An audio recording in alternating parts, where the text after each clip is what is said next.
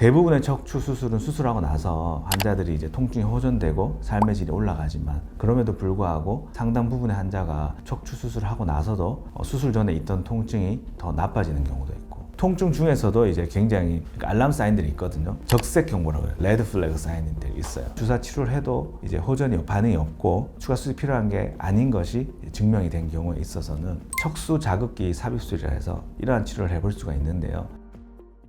안녕하십니까. 경북대학교 의과대학과 경북대학교 병원에서 신경외과를 담당하고 있는 고용산 교수라고 합니다.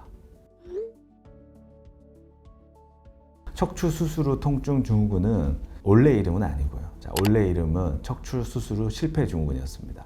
실패라는 어감이 상당히 이제 환자분들한테는 잘못된 방향으로 가이드를 할 수 있을 것 같아서 여러 학회 차원에서 이름을 바꿨죠. 척추 수술 후 통증 증후군으로. 대부분의 척추 수술은 수술하고 나서 환자들이 이제 통증이 호전되고 삶의 질이 올라가지만, 그럼에도 불구하고 상당 부분의 환자가 척추 수술하고 나서도 수술 전에 있던 통증이 더 나빠지는 경우도 있고, 또는 나빠지지 않더라도 잔존하는 경우도 있고, 좀 감소가 됐지만 여전히 남아있는 그러한 상태가 만성적으로, 우리가 의학에서 만성이라고 하는 건 최소 6개월 이상으로 지속되는 경우의 상태를 이제 척추 수술 후 통증 증후군으로 우리가 보통 정의를 합니다. 원인은 이제 그 여러 가지 경우가 있습니다. 첫 번째는 이제 아주 드물지만 척추 수술 시에 이제 신경이 손상돼서 나타나는 통증이 있을 수도 있습니다. 그리고 수술은 잘 되었지만 이제 수술 후에 신경과 남아있는 조직이 유착이 되면서 나타나는 경우도 있고요. 그리고 이제 수술이 어느 정도 되어서 신경이 감압되긴 했었는데 신경 감압이 완벽하지 않아서 불충분한 경우에 생기는 경우도 있고, 또 수술하고 나서 처음에는 괜찮았었는데 5년, 10년 지나면서 이제 퇴행성 변화가 진행해서 수술한 부위는 괜찮지만 수술한 부위 위아래로 이제 인접분절에 문제가 생겨서, 특히나 인접분절 증후군이라고 하는데, 그러한 원인으로 인해서 척추 수술 후 통증이 생기기도 하고요. 마지막으로 특별한 원인이 없이 생기는 경우도 있는데요. 그런 것들은 여러 가지 환자 인자나 수술 방법이라거나, 또는 이제 여러 감정 상태나 정신과적 질환이거나 약물 복용이랑 연관이 있는 뚜렷한 인자를 찾을 수 없는 경우도 있습니다. 대부분 척추 수술 통증 증후군의 이제 유병률은 작게는 5에서 10%에서 많게는 30%까지 보고를 하고요. 외래 진료를 보는 게 한 타임에 3시간 보게 되는데 60명에서 환자분들이 오시거든요. 그 중에서 한두 명 정도 있습니다. 대부분은 수술이 잘못되거나 그런 원인이 아니라 이제 수술하고도 뭔가 나아진 것은 있지만 아직도 잔존한 증상이 많고, 그리고 환자들이 거기에 만족하지 않는 그러한 경우가 가장 많고요. 심리적으로 불안한 분들이 통증을 더 많이 느끼는 경우도 있지만, 만성 통증에 오래 노출되다 보면은 심리가, 정신 상태가 상당히 불안해질 수 있는 거죠. 그래서 결국에는 아주 그 안 좋은 사이클을 타는 거죠. 이제 서로 영향을 주면서 더 악화되는 나쁜 방향으로 흘러가는 거죠.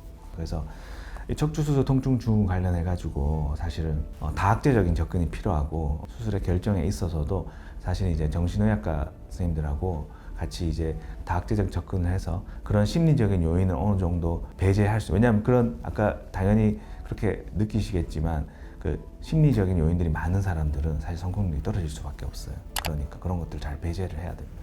네. 우리가 의학에서 이제 급성은 3개월 미만입니다. 아급성은 3개월에서 6개월 사이를 아급성, 서브어큐트, 그리고 6개월 이상의 상태를 우리가 만성으로 정의하거든요. 통증 중에서도 이제 굉장히 알람 사인들이 있거든요. 적색 경보라고 해요. 레드 플래그 사인들이 있어요. 사실 통증만 있는 경우가 레드 플래그 적색 경보에 해당하지 않는데, 통증이 있으면서 하지에 힘이 빠지는 경우, 그리고 대소변 장애가 생기는 경우, 보행 장애가 생기는 경우, 힘이 빠져서 보행 장애 생길 수도 있고, 아니면 힘은 괜찮은데 술 취한 사람처럼 본인이 원하는 대로 보행이 안 되는 그러한 경우는 상당히 적색 경보에 해당하고, 요즘에는 이제 저희가 전이성 척추 암 환자도 많기 때문에 그런 분들은 최근 이 사이에 6개월 사이나 3개월 사이에 체중이 엄청나게 감소한다. 그리고 또 감염 질환도 감별해야 돼서 척추 감염 같은 경우는 열이 나거든요. 통증이 있으면서 그러한 증상을 동반한 사람들은 반드시 이제 병원에 오셔서 치료를 받으셔야죠. 척추 수술 통증 증후군에 인해서 추가 수술을 받아야 하는 경우는 많지는 않아요. 재수술이 필요한 경우는 만약에 디스크가 재발해서 신경을 다시 누르는 경우, 신경 감압이 어느 정도 이루어졌지만 불충분한 경우도 역시나 재수술로 될 수가 있고요. 인접분절 증후군에 대해 설명을 드렸었는데, 수술하고 나서 5년 정도 지나서 퇴행성 배낭을 더 가속 진행을 하니까 그러한 경우에 대해서 수술 부위는 괜찮은다. 이전 수술 부위는 괜찮지만 그 수술한 부위 위아래에 또 문제가 생기는 경우, 그러한 경우는 사실은 재수술 혹은 추가 수술적 치료로 이제 해결해야 되죠. 척추 수술 후 통증 증후군의 일단 1번 치료는 약물 치료죠. 우리가 치료할 수 있는 통증은 사실 신경병증성 통증이에요. 신경이 만성 통증에 오래 노출되면 신경이 이제 변성이 되거든요. 바뀌거든요. 신경이 되게 통증에 과민해지죠. 가장 1번으로 해볼 수 있는 것들이 여러 가이드라인에서 약물 치료예요. 근데 약물 치료를 해도 호전이 안 되는 환자분들이 분명히 있을 거 아닌가요? 그러니까 그런 분들에 대해서는 뭐 스테로이드 주사부터 필요해서 여러 가지 주사 치료들이 있습니다. 주사 치료들이 후행 치료로 따라올 수가 있고, 이제 대부분의 환자 수술 후에 여전히 통증이 남아있지만 95%의 환자들은 대부분 약물과 뭐 주사 치료 또는 재활 치료, 보존적 치료로 잘 조절이 돼요. 주사 치료를 해도 이제 호전이 반응이 없고 추가 수술이 필요한 게 아닌 것이 증명이 된 경우에 있어서는 척수 자극기 삽입술이라 해서 이러한 치료를 해볼 수가 있는데요. 신경외과에서는 이제 약간 수술의 개념으로 신경 뒤쪽에다가 우리가 여기 보시면 이제 척추가 있는데요. 신경이 요 안에 노란색이거든요. 이 척추 관안의 신경이 등 쪽에다가 이제 신경 임플란트가 있어요. 쉽게 말하면 전극을 넣는 겁니다. 이게 바로 그 신경 임플란트인데요. 쉽게 말하면 전극이고, 여기서 이제 여러 가지 이 전극들의 조합을 하면은 여러 가지 그 전기 신호를 만들 수가 있고요. 그런 것들을 통해서 말초 신경에서 느끼는 만성 통증을 이제 환자분이 통증이라고 느끼지 않도록 이제 우리가 바꿔주는 거죠. 그러한 방법으로 이제 치료가 진행이 되는 거죠. 이게 중요한 것은 이 치료는 완치는 아니에요. 이 치료는 이제 완화 목적의 치료입니다. 짧게는 일주일에서 한 2주 정도 시험장을 가져서 50% 이상의 통증이 감소가 있을 때 이제 영구적 이식을 하게 되는 건데, 배터리 장치들이 있어요. 이런 배터리들을 이 전극과 연결해가지고 배터리까지 몸 안에 심는 거죠. 그렇게 해서 이제 환자분들은 이것들을 반영구적으로 사용하게 됩니다. 제가 여태까지 배우고 연구하고 하는 거에 따라서는 모든 통증을 다 잡을 수는 없어요. 신경병증성 통증만 잡을 수 있어요. 그러면 신경병증성 통증이 어떤 것이냐? 신경병증성 통증은 대부분 팔이나 다리로 말초로 뻗어가는 그런 통증이거든요. 이러한 시술을 했을 때 팔이나 다리로 가는 그 말초 신경이 퍼져가는 것과 연관된 통증들은 조절이 가능한데, 신경병증성 통증을 어떻게 환자들이 표현하냐 하면 저리고 시리고 뭐 전기가 통하고 바늘로 찌르는 것 같고 뜨겁고, 그러한 통증들에 있어서 어느 정도 완화를 기대할 수 있습니다. 여러 가지 인자들이 복합된 통증, 그리고 아까 전에 말씀드렸지만 이제 심리 상태가 환자는 불안한 경우, 여러 가지 정신과적 질병이 동반되어 있는 경우, 그러한 것들은 또 이제 통증을 느끼는 인지 차원의 문제니까 그러한 문제들이 있는 경우는 사실은 크게 도움이 될 수 없죠.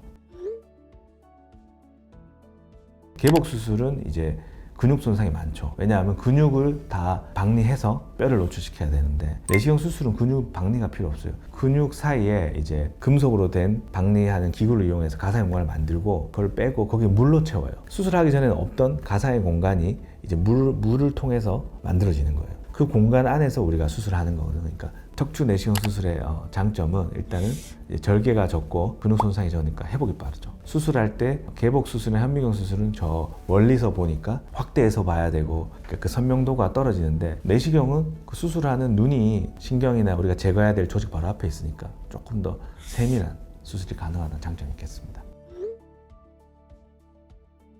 수술 후에 특별한 제한은 없어요. 제일 걱정하는 것들이 이제 환자들이 전극이 움직이는 것에 대해서인데요. 잘 안 움직이는 이런 판전극을 많이 쓰다 보니까 거치하고 나면은 저희가 이제 수술하고 나서 이제 한 달째, 그리고 3개월째, 6개월째, 1년째, 그 이후로는 계속 1년에 한 번씩 엑스레이에서 전극의 위치를 보는데, 대부분 이제 전극이 움직이지 않기 때문에 대부분의 일상 활동은 다 가능합니다. 사실 이제 만성 통증 환자들에 보니까 뭐 걷기 정도 운동을 하는데 뭐 대부분의 일상생활은 가능하고 가벼운 운동도 제 생각에는 충분히 가능하고 실제로 제 환자분들 중에 하는 분들 많죠. 비충전식과 충전식이 있는데, 충전식 같은 경우는 이제 무선으로 핸드폰 충전하듯이 충전해서 쓰는 건데, 이전에 충전식 배터리 같은 경우에는 이제 일주일에 한 번 충전했어야 됐어요. 그러니까 핸드폰보다는 충전 주기가 길지만 그거 상당히 불편할 수 있죠. 최근에 이제 나온 제품들은 2달 정도, 2달에 3달까지 가는 충전식 시스템도 있어가지고, 그런 경우는 이제 아주 환자들이 너무 충전 주기 짧지 않으니까 덜 불편하게 쓸 수 있지 않을까 생각합니다. 사이즈가 작기 때문에 충전식이 조금 이물감은 적습니다.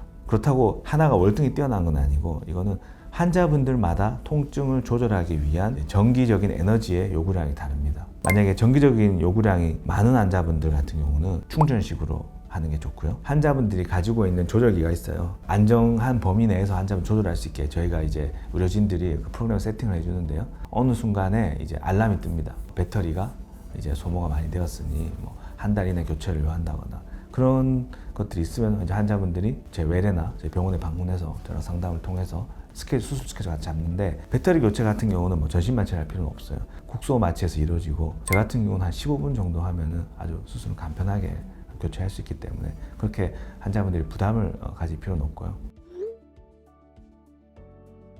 주의할 건 사실은 이제 다른 수술을 할 때가 문제인데요. 특히나 이게 등 쪽으로 흘러가다 보니까 대부분의 문제는 척추 수술을 할 때. 그래서 척추 수술할 때 이러한 수술에 대한 개념이 없는 분들이 하면은 전극이 잘 나가 단선되는 경우가 있기 때문에 미리 고지를 하고 특히나 이제 척수자극기 삽입술에 경험이 있는 의사랑 상의해서 수술 계획을 세워야 될 것 같고 두 번째는 이제 전기 자극에 예민하기 때문에 우리 수술하면 전기 소사기 같은 걸 많이 쓰니까 수술 모드로 그 전에 바꿔야 돼요. 의료진한테 충분히 고지를 해서 전문가랑 상의를 해서 다른 수술 계획을 잡으면 좋을 것 같습니다. 척수 수술 후 통증 증후군이 쉽지 않다는 거는 제가 이제 여러 임상 경험을 하면서도 알고 있고 시간이 가면 갈수록 계속 배우고 있어요. 환자 한 명이 그렇게 통증에 오래 노출이 되면 그 집안이 다 되게 힘들어지더라고요. 왜냐면 환자가 있으니까 많은 케어를 해줘야 되고 병원도 계속 왔다 갔다 해야 되고 그래서 혹시나 이러한 분들 중에서 이제 좀 적극적인 치료를 받고 싶다고 하는 분들은 저한테 오셔도 좋고 아까 말씀드린 대로 신경외과나 또 마취통증학과 저명한 교수님 찾아가서 일단 이런 옵션이 있음을 알고 단계별로 치료를 시작하시는 게 좋지 않을까 생각합니다.